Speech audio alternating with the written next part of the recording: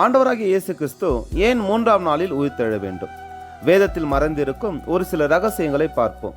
வேதாகமத்தில் 7ஆம் நாள் எப்படி ஒரு பரிபூர்ண விசேஷ நாளாய் விசேஷ எண்ணாக இருக்கிறதோ, அதே போல இந்த 3ஆம் நாள் என்பதும் விசேஷமானது. ஒரு சில 3ஆம் நாள் விசேஷத்தை நாம் பார்ப்போம்.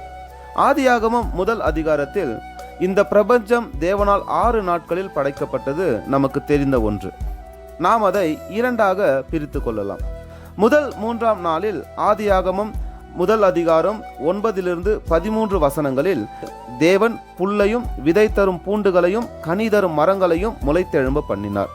அதாவது ஜீவனில்லாத மண்ணிலிருந்து ஜீவனுள்ளதை புதியதாய் உயிர்த்தெழ செய்தார். அடுத்து 2வது 3ஆம் நாள், அதாவது 6வது நாளில் ஆதியாகமம் 1 அதிகாரம் 24 முதல் 31 வசனத்தில் அதே ஜீவனில்லாத மண்ணினால் ஜீவனுள்ள மனுஷனை உயிர்த்தெழ செய்தார். அவனுக்கு அவருடைய ஜீவ சுவாசத்தை கொடுத்து அவனை ஜீவனுள்ள ஆத்மாவாக உண்டாக்கினார். வசனம் 27-28 தேவன் அவர் மண்ணிலிருந்து உயிர்த்தெழ செய்த மனுஷனை ஆசீர்வதித்து அறிவுரை தந்து அவனோடு உடன்படிக்கை செய்தார். அடுத்ததாக மோரியா மலையின் மேல் ஆபிரகாமின் விசுவாச வாழ்க்கை புதிதாக்கின 3ஆம் நாள்.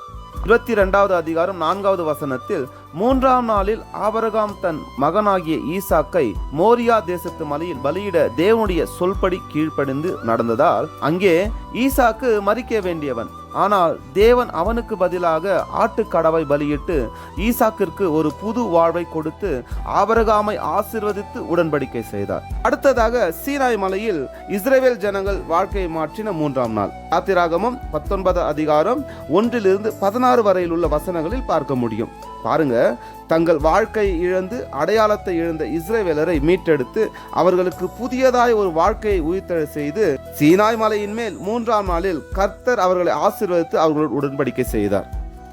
எனக்கு அன்பானவர்களே, அதே போலதான் ஆண்டவராகிய இயேசு கிறிஸ்து கொல்கதா மலையின் மேல் நமக்காக மரித்து பின்பு 3ஆம் நாளில் உயிர்த்தெழுந்து நம்மோடு உடன்படிக்கை செய்கிறார். அதாவது நாம் இந்த அழிவுள்ள ஜென்ம சரீரத்தை விதைத்து அழிவில்லாத ஆவியின் சரீரம் உயிர்த்தெழ வேண்டும் என்பதற்காகவே இயேசு கிறிஸ்து 3ஆம் நாளில் உயிர்த்தெழுந்தார். அவரை போலவே நாமும் மகிமையின் சரீரத்தை பெற்று அவரோடு கூட நித்திய காலமாய் வாழ வேண்டும் என்பதற்காகவே இயேசு கிறிஸ்து 3ஆம் நாளில் உயிர்த்தெழுந்தார். இது வெறும் பண்டிகை அல்ல, பாரம்பரியம் அல்ல, ஒரு நாள் புது துணி போட்டு பிரியாணி சாப்பிடுவது அல்ல. நாம் அவரோடு நித்திய காலமாக மகிமையின் மேல் மகிமை அடைந்து தேவனோடு வாசம் செய்வோம் என்பதற்காகவே இந்த 3ஆம் நாள் உயிர்த்தெழுந்தார். அவர் மரித்தது உண்மை, மரித்து உயிர்த்தெழுந்தது உண்மை, அதே போல அவர் திரும்ப வருவதும் உண்மை. அவருடைய வருகைக்காக காத்திருப்போம். ஆண்டவராகிய இயேசு கிறிஸ்துவே சீக்கிரம் வாரும். ஆமேன்.